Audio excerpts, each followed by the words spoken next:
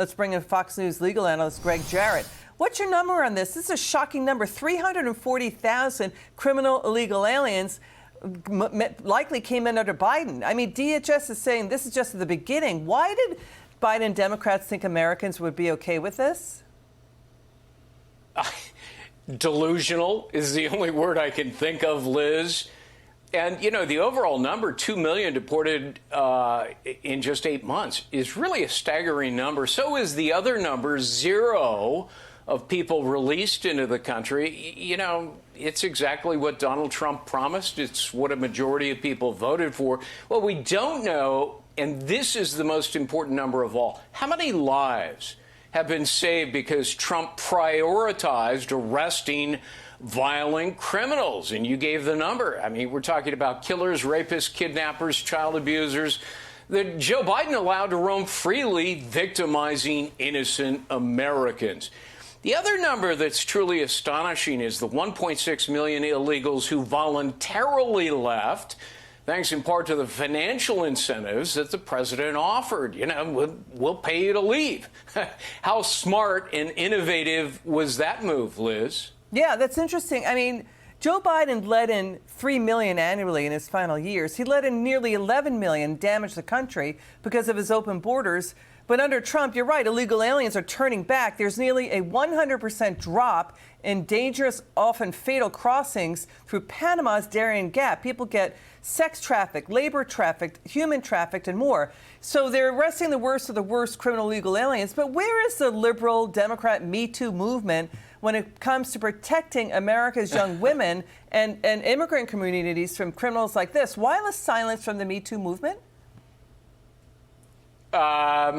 Because they're sort of caught, you know, so it's just crickets. They don't like the numbers. And those numbers, by the way, are all the more remarkable because of all of the roadblocks by liberal groups and radical protesters, violent Antifa, and, you know, the Democrat sanctuary politicians, the activist judges, all of them tried to stop Trump at every turn. Seemed like he was sued almost every day there. But, you know, many of those unwarranted injunctions were overturned and his actions largely upheld as lawful. In fact, just yesterday, the Ninth Circuit backed Donald Trump's deployment of the National Guard in a stinging rebuke of a district judge who thought she could substitute her own subjective opinion for the judgment of the commander-in-chief. And the court said, no, you can't, Liz. Yeah, that was interesting. That's a liberal-leaning court. But now we've got lawyers for the city of Chicago and the state of Illinois urging the Supreme Court to uphold a block on Trump deploying the National Guard to Chicago. And then we've got a Chicago area U.S. District Judge, Jeffrey Cumming, ruling that ICE officers can even be arrested if they arrest an illegal alien without a warrant. Can they do that? Can they arrest ICE officers in Chicago?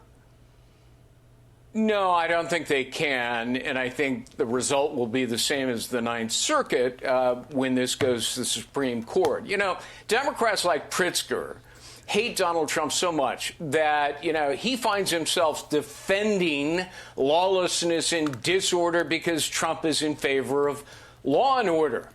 Well, they're on the wrong page in this. You know, a new Harvard-Harris poll found that a whopping 78% support deporting criminal aliens. A New York Times poll found a majority of Americans in favor of removing everybody who's here illegally. You know, I don't recall Democrats complaining when Barack Obama set a record for 3.1 million deportations. People like Nancy Pelosi and Joe Biden were in favor of a secure border, enforcing immigration laws. In fact, they denounced George Bush for failing to do what Donald Trump is now doing. Hypocrisy is their middle name. So interesting, Gregg Jarrett. You always bring it. Thank you so much, Gregg Jarrett. So smart.